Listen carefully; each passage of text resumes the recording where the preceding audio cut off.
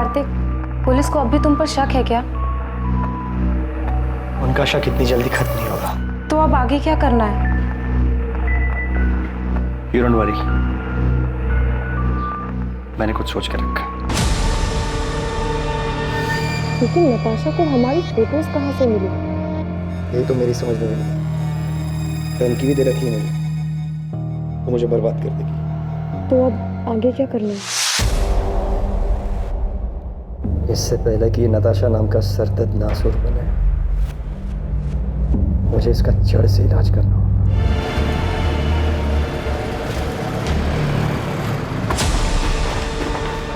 अरे कार्तिक सुन,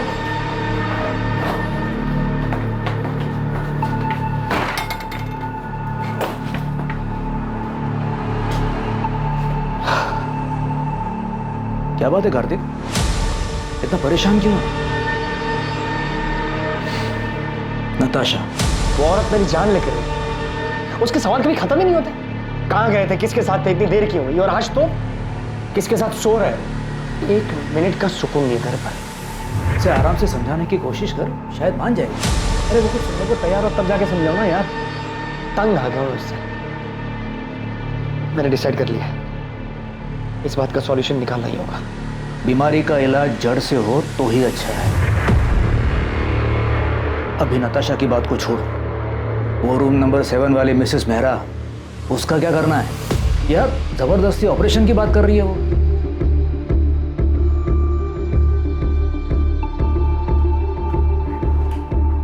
क्या हुआ? आप बहुत डिस्टर्ब लग रहे हैं। इसमें कौन सी नई बात है? फिर से झगड़ा हुआ क्या? हाँ, मेरी जिंदगी में एक ही तो परेशानी है। उसे हम पर शक है क्या? कार्तिक की बात अगर सच निकली तो सच में उसका अफेयर नहीं हुआ तो?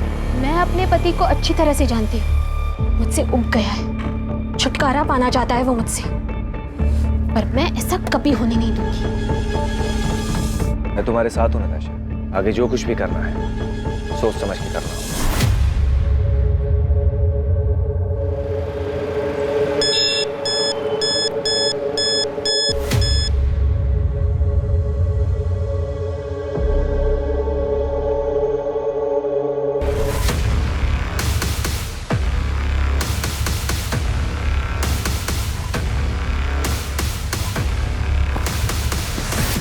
ये रहा तुम्हारी चीटिंग का सबूत। अब क्या कहना है तुम्हें? ये तुम्हें कहां से मिला? झूठ है ये। अब तो झूठ बोलना बंद करो कार्तिक। यकीन करो मेरा नताशा, ये नकली तस्वीरें हैं, मॉर्फ की हुई तस्वीरें। किसी ने तुम्हें बहकाने के लिए भेजी है, ट्रस्ट मी। तुम मुझे बेवकूफ बना रहे थे कार्तिक। अब तुम देखना वो कैसे बर्बाद करती हूँ। अब धमकी दे रही हो तुम मुझे? तुम्हें जो समझना है तुम समझ लो। तुम भी सुन लो, मैं ऐसा होने नहीं दूंगा।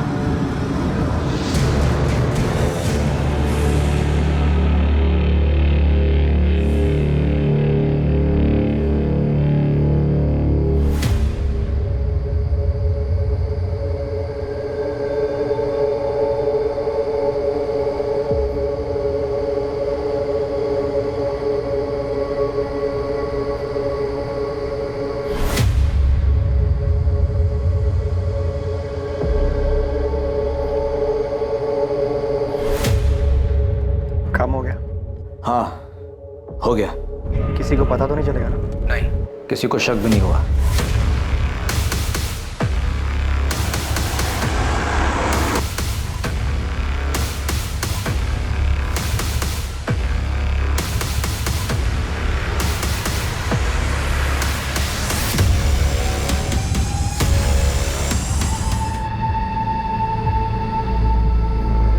बॉडी पर और कोई भी जेवर नहीं सिवाय इस ब्रेसलेट की। इसका लॉक खुलना बहुत मुश्किल है। मुझे लगता है कातिल जल्दबाजी में इसे छोड़कर भागा। इस मर्डर का मकसद तो लूट पार्टी दिखाई दे। ये देखिए सर, शायद उस पत्थर से विक्टिम का चेहरा बिगाड़ा गया हो, उस पर खून का निशान, शायद वो खून विक्टिम का हो। बॉडी को पोस्टमार्टम के लिए भेज दो और मर्डर केस फाइल करो। सर, मैं पास की सोसाइटी में रहता हूँ। मैं बालकनी पे खड़ा था, मैंने देखा कि एक वाइट कलर की वोजन 800 कार जो है झाड़ियों के पास रुके। उसमें से 2 आदमी उतरे और दोनों ने मिलकर एक बंडल को जो है नीचे फेंका। कौन थे वो दो? पहले कभी देखा उनको? रात बहुत थी, ऐसे भी ये जगह मेरी बालकनी से बहुत दूर है, मैं देख नहीं पाया। और कुछ देखा था, कार का नंबर या और कुछ? उनकी कार के पीछे राइट साइड के कॉर्नर में कुछ था। डिजाइन तो समझ नहीं आया, लेकिन कुछ रेडियम सा चमक रहा था, स्टिकर या समथिंग। कुछ और याद आ जाए तो हमें बता देना चाहिए। जी सर। प्रधान, सबसे पहले हमें विक्टिम की आइडेंटिटी का पता लगाना है। सभी पुलिस स्टेशन में मिसिंग कंप्लेंट चेक करो, विक्टिम की डिटेल्स, कपड़े और वो ब्रेसलेट न्यूज़पेपर और सोशल मीडिया पे डाल दो। ओजोन 800 कार का पता लगाने के लिए भी सब लोगों को काम पे लगा देते हैं। अगर कातिल तक पहुंचना है तो हमारे पास ये सिर्फ व्हाइट कलर की हचबैक कार है।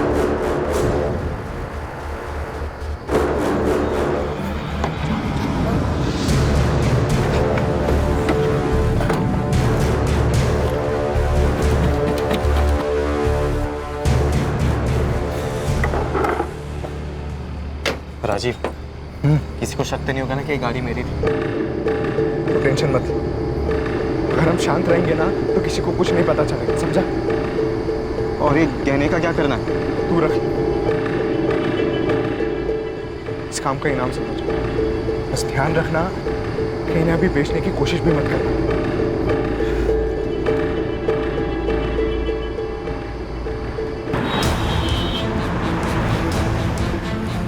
पुलिस ने अपना काम शुरू कर दिया और अगली सुबह सभी अखबारों में उस अज्ञात महिला की हत्या की खबर छपी। अज्ञात पीड़िता से जुड़ी जानकारी को सोशल मीडिया पर भी इस उम्मीद के साथ शेयर किया गया कि कोई ना कोई इस मृत महिला को पहचान लेगा। मुखबिरों को भी सक्रिय कर उस रेडियम स्टिकर वाली वोजान 800 कार का पता लगाने के लिए कहा गया, जिसका इस्तेमाल विक्टिम की लाश को ठिकाने लगाने के लिए किया गया था। पल्लवी मैम, हाँ, क्या हुआ सरिता? वो शास्त्री नगर वाले केस में उन तीनों बच्चियों को कहाँ बेचा गया इसका पता चल गया।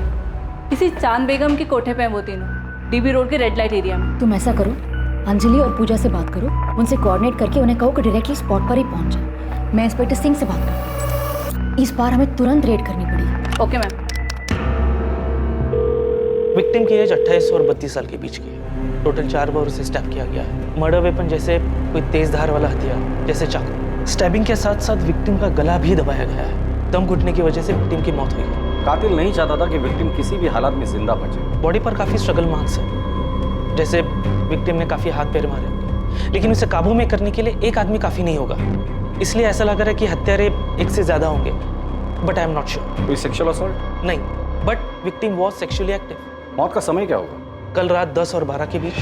अज्ञात महिला की हत्या की खबर जंगल में लगी आग की तरह गुरुग्राम में फैल गई। पुलिस उम्मीद में थी कि उन्हें पीड़िता के बारे में कोई ना कोई जानकारी जरूर मिलेगी जो पीड़िता को एक नाम देने में मददगार साबित होगी। और जल्द ही उनका इंतजार खत्म हुआ और ऐसी एक खबर ने उनके दरवाजे पर दस्तक दी। सर, मुझे पक्का यकीन है कि ये मेरी पड़ोसी नताशा है, नताशा गिल। मैंने कई बार उसे इन कपड़ों में देखा है। कपड़ों के साथ साथ ये जो गोल्डन ब्रेसलेट आप देख रहे हैं, ऐसा सेम ब्रेसलेट नताशा के पास था। आप श्योर हैं कि ये नताशा का ही है? हाँ सर, मैं पूरी तरीके से श्योर हूँ, क्योंकि उसी का ब्रेसलेट देखकर मैंने खुद के लिए सेम ब्रेसलेट बनवाया। ये देखिए। Wow Natasha, such a beautiful bracelet. Thank you. मैंने ना स्पेशली डिजाइन चूज करके बनवाया था। क्या मैं सेम डिजाइन का ब्रेसलेट खुद के लिए बनवा लूं? Sure, why not? आपने बताया कि नताशा आपके पड़ोस में रहती है। हाँ सर, इनफैक्ट यहाँ आने से पहले मैंने नताशा के घर जाकर चेक भी किया था।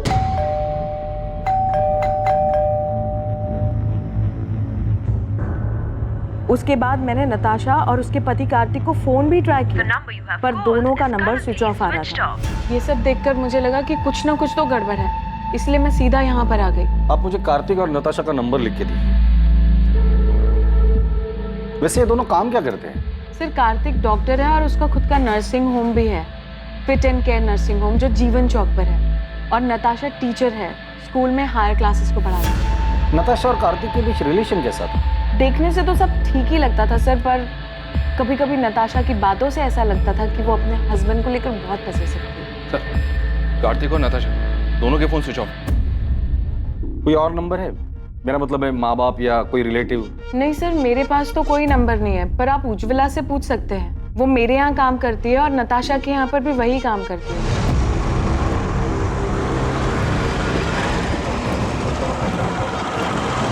हाँ साहब, मैं ही नताशा दीदी और कार्तिक साहब के घर काम करने जाती हूँ।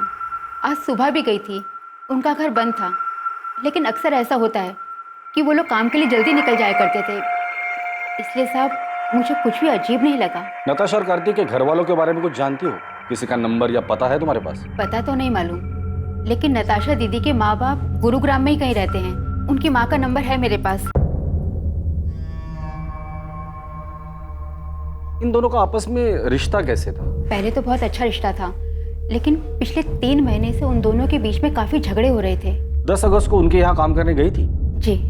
क्या तब लड़ाई झगड़ा कुछ हुआ था? हाँ साहब, उस दिन भी उन दोनों के बीच में काफी झगड़ा हुआ था। ये तुम्हें कहाँ से मिले? झूठ है ये। अब तो झूठ बोलना बंद करो कार्तिक। तुम देखना मैं तुम्हें कैसे बर्बाद करती हूँ अब। नताशा ने? क्यों? वो अफेयर वाले शक को लेकर? हो सकता है साहब। ठीक है उज्ज्वला, तुम जा सकते, जरूरत पड़ेगी तो दोबारा बुला लो। जी साहब। साहब वो जो लाश है सच में नताशा दीदी की है? देखो, जब तक नताशा के परिवार वाले आके लाश को पहचान नहीं लेते हम कुछ नहीं कह सकते। नताशा के पेरेंट्स से बात हो गई है, वो डेड बॉडी की पहचान करने के लिए हॉस्पिटल आ रहे हैं। लेकिन सर, कार्तिक के बारे में उन्हें भी कोई खबर नहीं। अगर वो लाश नताशा की है तो बड़ी अजीब बात है। बीवी को मरे 2 दिन हो गए और पति गायब है। या तो कार्तिक भाग गया है या फिर उसके साथ भी कुछ हुआ है। ईशा, तुम्हारा असाइनमेंट कंप्लीट हुआ? कल तुम्हारी लास्ट डेट है ना?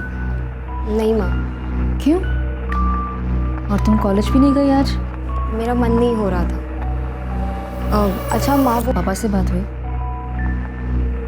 नहीं, और मुझे उनसे कोई बात करनी भी नहीं। अच्छा ठीक है, बैठो, खाना खाओ। वो तुम्हारे पापा हैं, तुम उनसे बात नहीं करोगी तो सब क्या कहेंगे? जिसे जो बोलना है बोलने दो माँ, मुझे कोई फर्क नहीं पड़ता।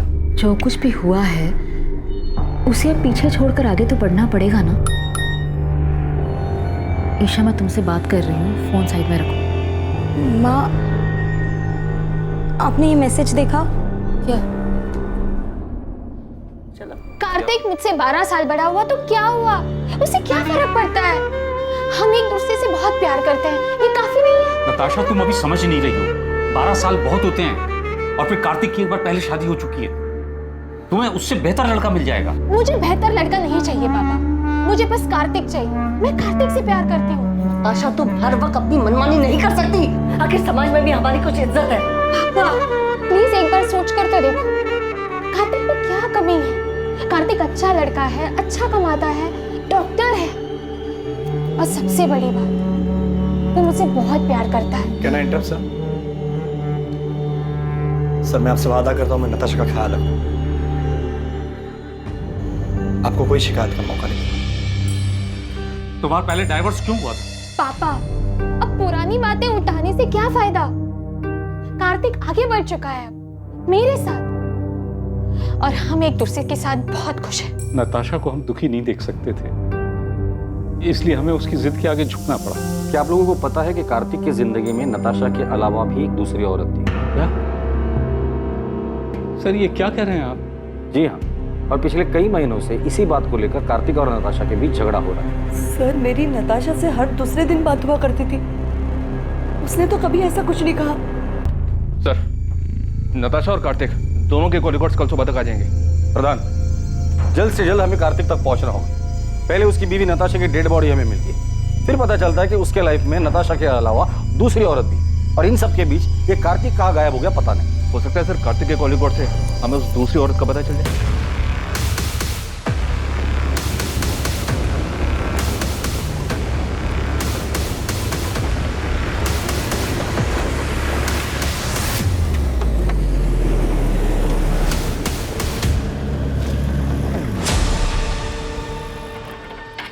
क्या भाई, कब से देख रहा हूँ पीछा कर रहा है मेरा? कौन है तू? अरे मेरा एक दोस्त है सतीश, मुझे लगा उसकी गाड़ी है। अबे कौन है सतीश? मैं किसी सतीश को नहीं जानता। पिछले 10 साल से ये गाड़ी मेरे पास है। ऐसे कैसे हो गया? नंबर तो वही है। अबे ये गाड़ी मेरी है, टाइम बर्बाद कर रहा है मेरा। चल निकल। फिर मुझसे ही गलती हुई होगी, नंबर गलत याद होगा। सॉरी।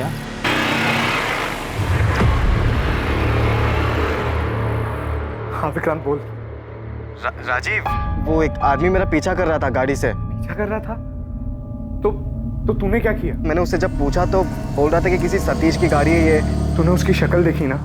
वो दिखने में कैसा था? मतलब पुलिस वाला लग रहा था क्या तुझे? नहीं, पुलिस वाला तो नहीं लग रहा था वो। तू फालतू में टेंशन ले रहा है।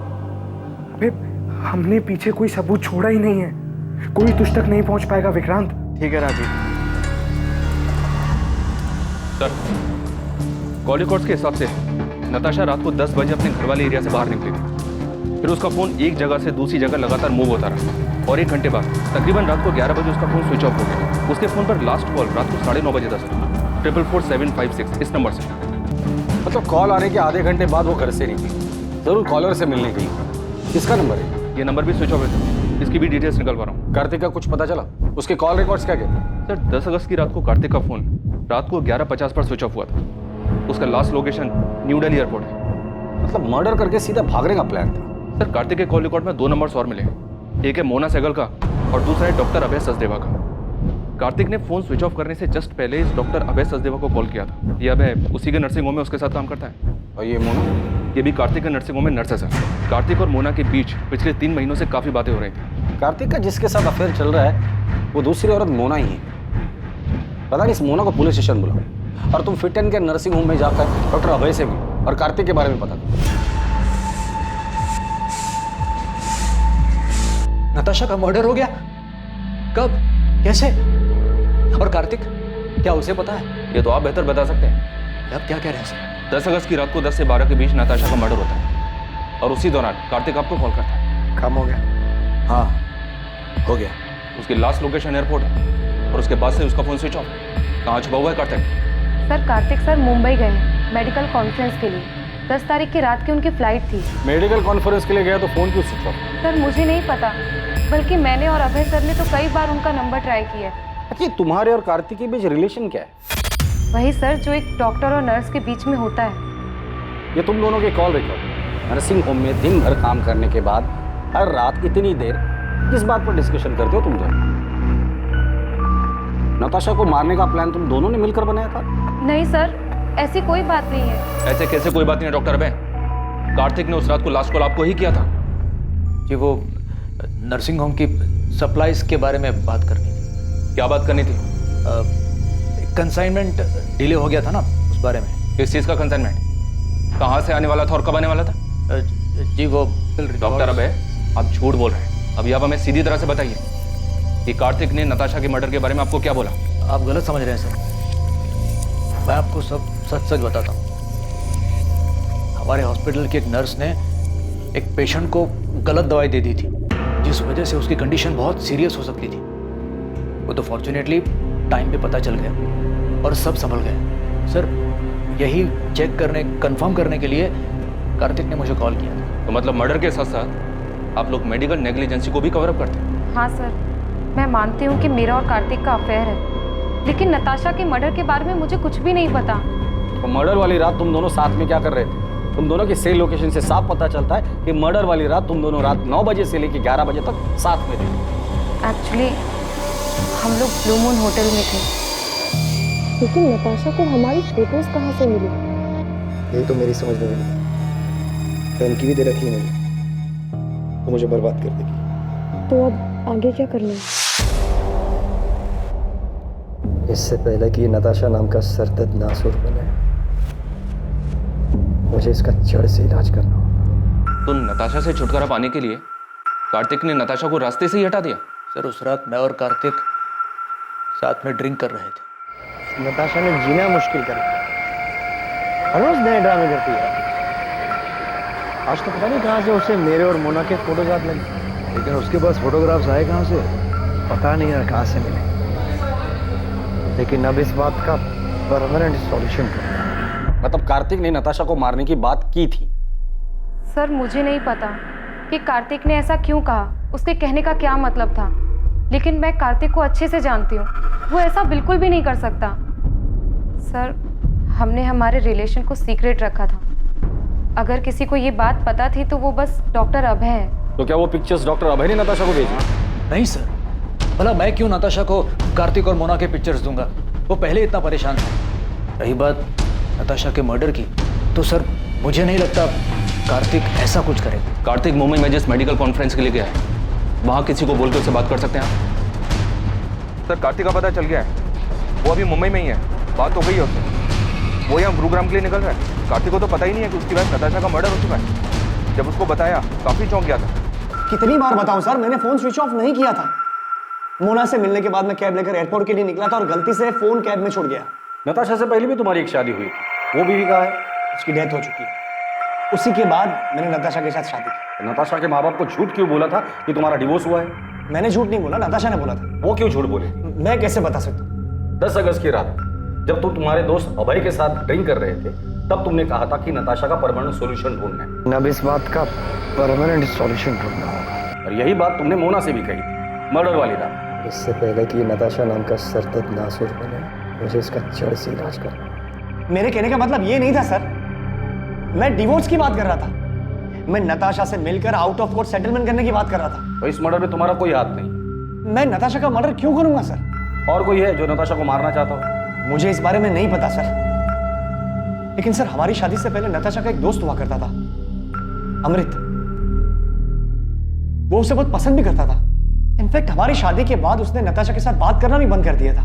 हाँ सर, मैंने उससे बात करनी बंद कर दी क्योंकि मैं नताशा को पसंद करता था, लेकिन नताशा कार्तिक से प्यार करती थी। उस वक्त मैं ये देख नहीं पाया और मैंने उससे बात करनी बंद कर दी। और फिर 3 साल बाद तुम दोनों में बातें शुरू हुई।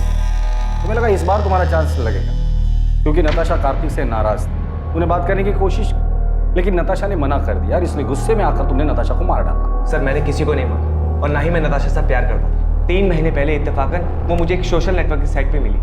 हमारी बातचीत हुई और नंबर एक्सचेंज किया। चल मान लेते कि तू जो कुछ भी बोल रहा है वो सच बोल रहा है।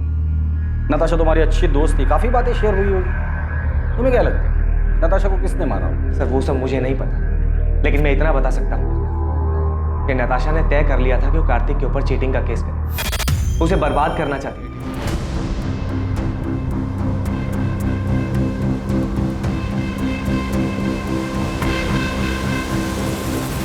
पल्लवी गिल, कार्तिक की एक्स वाइफ। कार्तिक ने हमसे ये क्यों कहा कि उसके एक्स वाइफ की डेथ हो चुकी है? मुझे नहीं पता। हमारे रिश्ते के बारे में सभी लोग जानते हैं, कुछ छुपा नहीं है इसमें। नताशा भी हमारे रिश्ते के बारे में जानती थी। अब लोगों को डिवोर्स क्यों हुआ? डिवोर्स नहीं हुआ है हमारा। मतलब आप दोनों का डिवोर्स नहीं हुआ था और उसके बावजूद कार्तिक ने नताशा से शादी कर ली थी। मैं जानता हूं तुम्हें हर्ट कर रहा हूं, लेकिन अब और धोखे में रखना नहीं चाहता। कार्तिक, हम तो एक साथ खुश थे ना, फिर ये अचानक से क्या हो गया? पल्लवी, मैं नताशा को शादी करने का वादा कर चुका। कार्तिक अपना मन बना चुका था। वो नताशा से प्यार करता था और मेरे पास उसे रोकने की कोई वजह बची नहीं थी। आप दोनों की शादी कब हुई? 2007 में लव मैरिज थी। दोनों का कोई बच्चा? अच्छा माँ, वो पापा से बात हुई? वैसे नताशा की वजह से आप दोनों की शादी टूटी थी, तो नताशा के लिए आपके दिल में रंजिश तो रही होगी। नताशा के लिए रंजिश रखकर मैं क्या करती? मैंने जो किया था उसका किया तो भुगतना ही था। मतलब मैं कार्तिक की पहली बीवी नहीं हूँ ना, मैं उसकी दूसरी बीवी हूँ। क्या? तो उसकी पहली बीवी कौन है और कहाँ है? गीता नाम है उसका, रोहतक से है वो। जब कार्तिक मुझसे मिला था वो शादीशुदा था। हमारे बीच में प्यार हुआ, मैं उनके बीच में आ गई थी, तो उसने गीता को डिवोर्स दे दिया। मतलब आप कह रही है कि कार्तिक की 3 शादियां हो गई है और उसके बावजूद अभी उसका किसी और के साथ अफेयर चल रहा है? कार्तिक हमेशा ऐसे ही खुदगर्ज था, बस मैं प्यार में अंधी हो गई थी। गीता कार्तिक की पहली बीवी, उसका एड्रेस है आपके?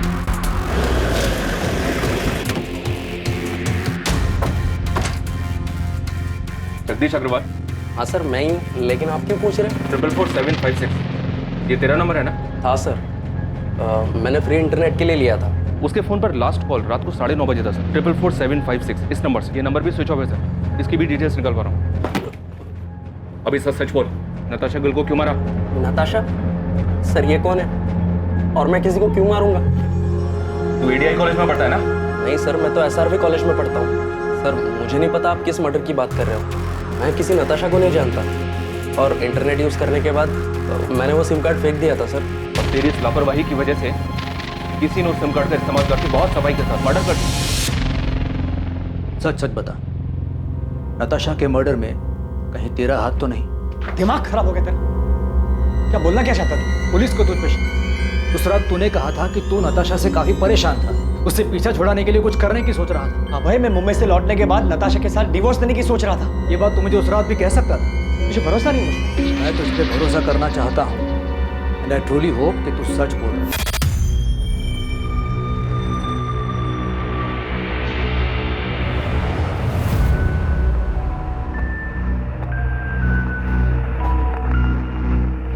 कार्तिक, पुलिस को अब भी तुम पर शक है क्या?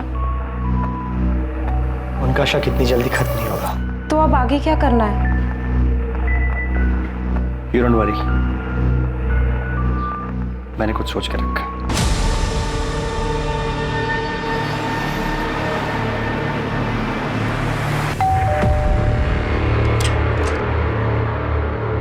गीता कक्कड़ जी। जी, कार्तिक और मेरी शादी तो बहुत ही कम उम्र में करा दी गई थी। जैसे ही उसकी पढ़ाई कंप्लीट हुई तो दिल्ली के एक हॉस्पिटल में उसकी जॉब भी लग गई। पहले तो हफ्ता 2 हफ्ते में अक्सर वो घर चलाया करता था, लेकिन फिर धीरे धीरे हफ्ते महीने में बदल गए। आपका और कार्तिक का डिवोर्स कब हुआ? 2007। जब कार्तिक दिल्ली में था तब उसकी मुलाकात पल्लवी से हुई। मुझे तो उनके रिश्ते की कोई भनक भी नहीं थी, लेकिन फिर अचानक कार्तिक ने सामने से आके मुझे सब कुछ बता दिया। इसलिए जब उसने मुझसे डिवोर्स मांगा तो मैंने मना नहीं किया। कार्तिक का काम अच्छा चल रहा था तो मुझे लगा कि वो हमारी बेटी को एक अच्छी जिंदगी दे पाएगा, इसलिए मैंने हमारी बेटी की कस्टडी उसे सौंप दी। आपकी और कार्तिक की एक बेटी भी है? जी हाँ, ईशा गिल। और वो अपने पापा कार्तिक और पल्लवी के साथ ही तो रहती है। लेकिन कार्तिक और पल्लवी दोनों ने हमें ईशा के बारे में तो कुछ नहीं बताया। पल्लवी से मेरी शादी हुई तब ईशा 7 साल की थी। शुरुआत से ही मैंने ईशा को अपनी बेटी माना था। मैंने और कार्तिक ने दोनों ने मिलकर इसे बड़ा किया है। लेकिन फिर पापा की जिंदगी में नताशा आई और सब कुछ बिखर गया। मैं ईशा को अपने साथ रखना चाहता था, उसे कभी छोड़ना नहीं चाहता था। लेकिन मैं माँ को छोड़कर कहीं नहीं जाना चाहती थी, खासकर उस नताशा के साथ रहने के लिए, जिसकी वजह से मेरी माँ को इतनी ठेस पहुंची। मैंने वो घर छोड़ा था लेकिन ईशा को कभी नहीं छोड़ा। वो मेरी इकलौती औलाद है। मेरे लिए मेरी फैमिली सिर्फ मेरी माँ है सर, और कोई भी नहीं। और अगर पापा को मेरी इतनी चिंता होती तो वो मुझे छोड़कर कभी नहीं जाते। कार्तिक, पल्लवी और ईशा तीनों से बात करके सिर्फ फैमिली ड्रामा सामने आ रहा है। अभी तक हमारे पास किसी के खिलाफ कोई सबूत भी नहीं है और ना ही कोई वजह। सर, कार्तिक के कॉल रिकॉर्ड्स के हिसाब से भी उसकी और नताशा की लोकेशंस अलग अलग है। मैंने पल्लवी और ईशा के कॉल रिकॉर्ड्स भी स्टडी की। इंसिडेंट के वक्त ये दोनों घर पर ही थे। इनके अलावा डॉक्टर अभय, नताशा का फ्रेंड अमृत और नर्स मोना, इनके खिलाफ भी कुछ नहीं मिला। तो प्रधान, नताशा को मारा किसने? किसने की होगी इतनी जबरदस्त प्लानिंग जो हमारे हाथ ही नहीं लग रहा है? अब अंदर आऊं क्या? आजा बहादुर, कुछ अच्छी खबर है तो बता। साहब, हमने गुरुग्राम में आपकी सफेद कार को पूरी तरह छान मारा, लेकिन किसी भी कार पे वो स्टिकर नहीं दिखा सर। यहाँ तक कि एनसीआर इलाके में भी ढूंढा, लेकिन वो स्टिकर वाली कार नहीं दिखी सर। और नताशा के गहनों के बारे में कुछ पता चला? अभी मार्केट में आए नहीं है। और सर, वो सुपारी वाले एंगल से भी कुछ मिला नहीं। तुमने कहा था कि गुरुग्राम में 3 ओजोन 800 सफेद कार है, किसी पर भी स्टिकर नहीं है, पता है मुझे। उन कार और उसका नाम और एड्रेस है तुम्हारे पास? हाँ साहब, वो तो मैंने पहले ही पता कर लिया। मुझे लगता है कातिल ने वो रेडियम स्टिकर निकाल दिया होगा। प्रधान, इन तीनों की हिस्ट्री निकालो और उठाकर लेकर आओ। मुझे लगता है इन तीनों में से कोई एक तो हमारे काम का है।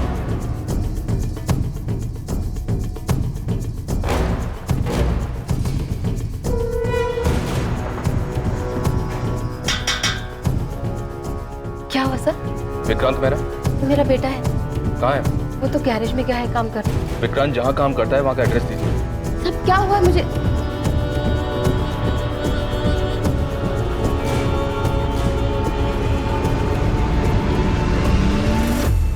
विक्रांत गैरेज में नहीं है, और कहाँ जा सकता है? मुझे नहीं पता साहब। सर, ये देखिए सर, ये विक्रांत के कमरे से मिला है। जूतों के डब्बों में छुपा कर रखा गया था। और सर, विक्टिम के पति ने जो हमें फोटोज दी थी उससे ये मैच करता है सर। ये इतने महंगे गहने, ये किसके है साहब? उस औरत के जिसका खून आपके बेटे ने किया। खून?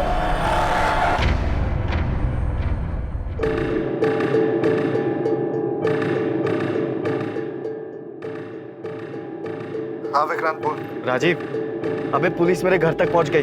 तूने तो कहा था कि कुछ भी नहीं होगा। क्या बोल रहा है विक्रांत तू? अबे सच बोल रहा हूँ, बाल बाल बच गया मैं। तू अभी कहाँ पर है? एमडी नगर के वो पीछे वाली रोड पे गाड़ी में बैठा हूँ। राजीव, मुझे लगता है कि हमें पुलिस को सब सच सच बता ही देना चाहिए।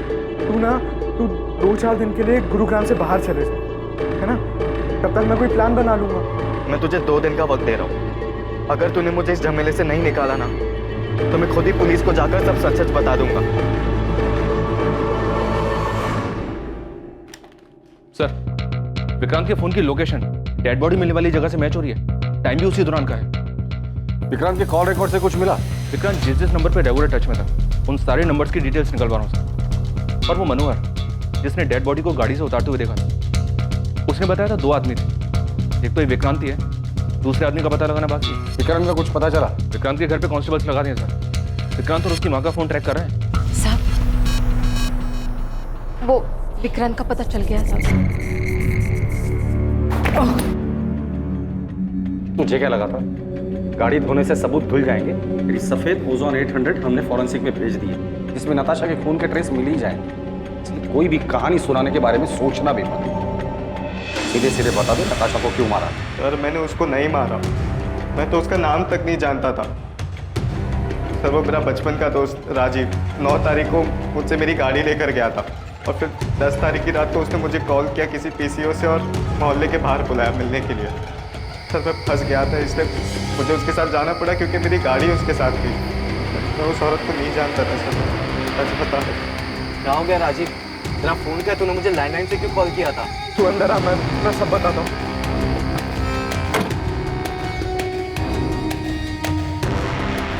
राजीव, तू इतना बौखलाया हुआ क्यों है? कुछ बताएगा मुझे क्या हुआ? तू मेरी बात सुन। मुझे कुछ नहीं सुना भाई, गाड़ी साइड में लगा। मेरी बात तो सुन। विक्रांत ये मर चुकी और अब हम दोनों को मिलकर इसकी लाश को ठिकाने लगाना है, समझा?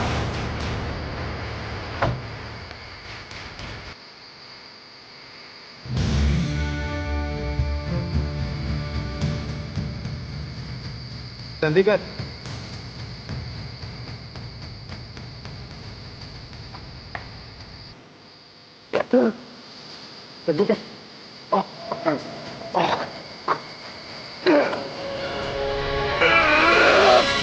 सर, मैं प्यार के जुनून में अंधा हो गया था सर। उसे पाने के लिए जो बन पड़ा मैंने किया सर। किसके प्यार का जुनून? नताशा के? नहीं सर, ईशा के।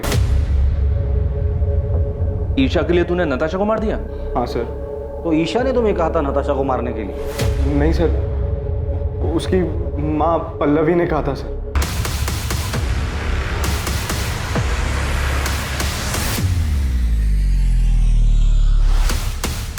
पल्लवी मुझे बिल्कुल पसंद नहीं करती थी, क्योंकि मैं उसकी बेटी के स्टेटस के बराबर नहीं था। मैं और राजीव पिछले 6 महीने से डेट कर रहे थे, पर माँ हमारे रिश्ते से खुश नहीं थी।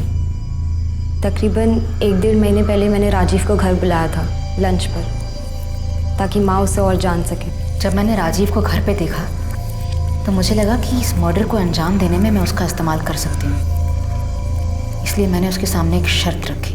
तुम अगर ईशा के साथ रहना चाहते हो, मेरा एक काम करना पड़ेगा। मैं आपकी बेटी से प्यार करता हूँ और ईशा के साथ के लिए मैं कुछ भी करने के लिए तैयार हूँ। किसी की जान ले सकते हो? माँ, इस सब में आप राजीव को क्यों खींच रही हो? तुम्हारे साथ रहना चाहता है ना, तुम्हारा साथ नहीं दे सकता। राजीव नताशा को मारने के लिए तैयार था। ईशा नहीं चाहती थी कि वो किसी पछड़े में पड़े। मैं उसका इस्तेमाल नहीं कर सकती। हाँ, अगर वो तुमसे प्यार करता है तो तुम्हारे लिए इतना तो कर ही सकता है। लेकिन माँ, आप ऐसे कैसे किसी और की लाइफ डेंजर में डाल सकती हो? उसका तो इन सब से कोई लेना देना भी नहीं है। थोड़ा अकल से काम लो ईशा। कल को अगर नताशा के मर्डर की बात पुलिस तक पहुंच भी जाती है तो राजीव पर हम सारा ब्लेम डाल सकते हैं। माँ, अगर ये सब बात आप ना ही करो तो बेहतर होगा। राजीव पर प्यार का भूत सवार था। वो किसी भी तरह हमारे रिश्ते पर माँ की हामी चाहता था, इसलिए उसने मेरे लिए अपने सर पर इतना बड़ा खतरा उठा लिया। वो तो उसे करना ही था, बेवकूफ़ है वो। नताशा को कैसे मारा और क्यों? नताशा को मारने के लिए उसे उसके घर से बाहर निकालना जरूरी था, और मेरे कुछ भी कहने से वो घर से बाहर निकलने वाली थी नहीं। उसे कुछ मजबूत चारा देने की जरूरत थी। और फिर मैंने उसे वो चारा दिया। ईशा की माँ कार्तिक और मोना के बारे में सब जानती थी, उसे सब पता था उनके अफेयर के बारे में। और यही बात मैंने एक अज्ञात कॉलर बनकर नताशा के कान में भरी। मैं उसे एक ऐसे नंबर से कॉल और मैसेज करता था जो मेरा नहीं था, मुझे कहीं पड़ा मिला था और आगे का प्लान ये था कि धीरे धीरे मैं नताशा का विश्वास जीत लूँगा। और इन सब के लिए मुझे कार्तिक और मोना की एक पिक्चर चाहिए थी।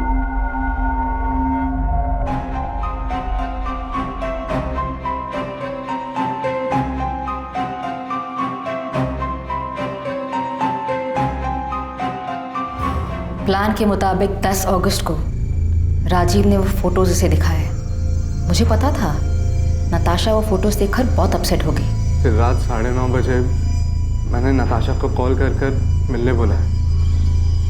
मैंने कहा कि मुझे पता है कार्तिक कहाँ है और किसके साथ है, और 1 लाख रुपए के बदले में मैं उसे वहाँ ले जा सकता हूँ।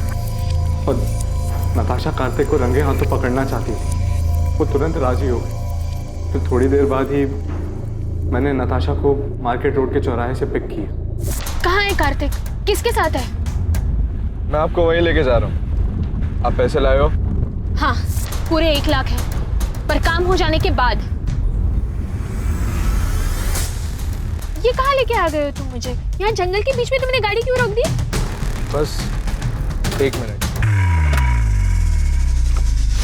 पल्लवी, ईशा, तुम दोनों यहाँ पे क्या कर रहे हो?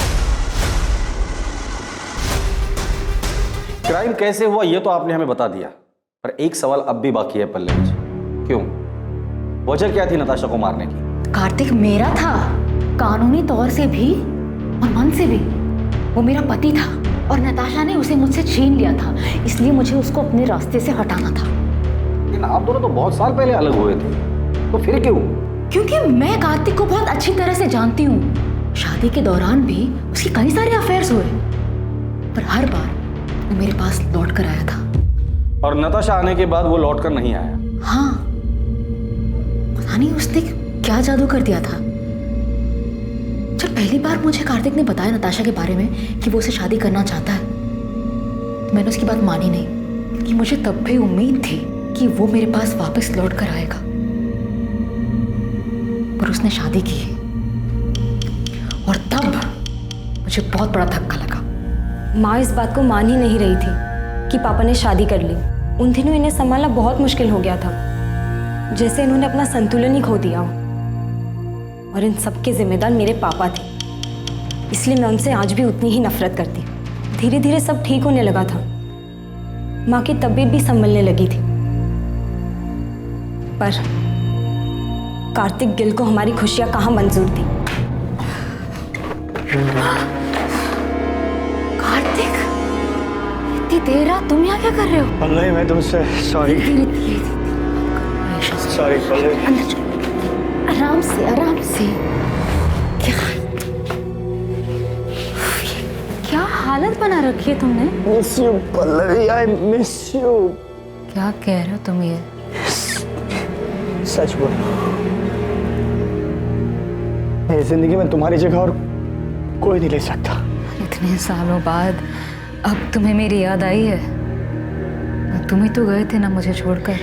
गलती हो गई मुझसे, मैं देखो आज वापस भी तो आया हूँ।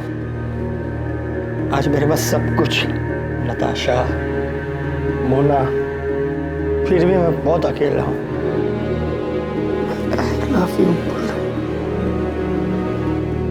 I love you. कार्तिक के साथ वो रात गुजारने के बाद मेरी समझ में आ गया था कि कार्तिक अब भी मुझसे प्यार करता है और नताशा ही हमारे रास्ते का कांटा थी। इसलिए नताशा को रास्ते से हटाने का प्लान तुमने बना लिया और उसमें ईशा को भी शामिल कर लिया। क्या माँ, आपको समझ भी रहा आप क्या सोच रही हो? तुम नहीं समझ रही हो मैं क्या बोल रही हूँ। नताशा के जाने के बाद सब कुछ पहले जैसा हो जाएगा। हम सब लोग खुशी खुशी रहने लग जाएंगे। तुम्हारे पापा भी हमारे साथ रहेंगे। आप प्लीज संभालो खुद को और मेरी बात को समझो। ये सब करने का कोई फायदा नहीं होगा माँ। पापा लौटकर नहीं आने वाले। प्लीज मेरी मदद करो। मैं अपनी माँ की तरह सपनों में नहीं जीती। मैं जानती थी ऐसा कुछ नहीं होगा। पापा की फितरत बदलने वाली नहीं थी। जब तुम्हें ये सब कुछ पता था तो माँ का साथ क्यों दिया? क्योंकि ये मेरी माँ है। बचपन से सिर्फ इन्होंने ही मुझे प्यार दिया है। मेरे अपने माँ बाप तक को मेरी कोई फिक्र नहीं है। इन्होंने कभी मुझे अकेला नहीं छोड़ा। और जहाँ तक बात नताशा की थी, तो मेरी माँ की हालत के जिम्मेदार वही है। उसी ने हमारा घर तोड़ा था। सच कहूं, उसे मारने का मुझे कोई गम नहीं। तुम लोगों की जिंदगी अच्छे से कट रही थी। तुम दोनों को देखकर कोई नहीं कहेगा कि ईशा तुम्हारी असली बेटी नहीं है, तुम उसकी असली मां नहीं। इतना सब कुछ अच्छे से चल रहा था, वो एक झटके में तुमने खत्म कर दिया। एक ऐसे आदमी के लिए जिसने बार बार ये साबित किया है कि वो तुम्हारा ही नहीं, किसी का भी अच्छा पति बन ही नहीं सकता। और तुम्हारा घर नताशा ने नहीं तोड़ा है, कार्तिक, जिसे अपना घर, परिवार की या शादी इस शब्द की इज्जत करने आती ही नहीं है। बेटा, ये तुमने क्या कर दिया? क्यों किया ऐसा? नताशा ने तुम लोगों का क्या बिगाड़ा था? नताशा ने नहीं, आपने बिगाड़ा। शौक क्यों हो रहे हैं? शादी और रिश्तों का मजाक बनाना तो आपकी आदत है ना। किसी के साथ रहना नहीं रहना ये तो आपकी मर्जी है। जब जी चाहा तब आप वापस आ गए और जब जी चाहा तब छोड़ दिया। पहले गीता, फिर माँ, नताशा और अब मोना। उसके साथ भी आप यही करेंगे ना? न जाने कितनी लड़कियों के साथ आपने सेम ड्रामा किया होगा। आपको तो ये भी नहीं पता कि इन सब चीजों का मुझ पे कितना बुरा असर पड़ा है। मुझे तो शर्म आती है कि मैं आपकी बेटी हूं।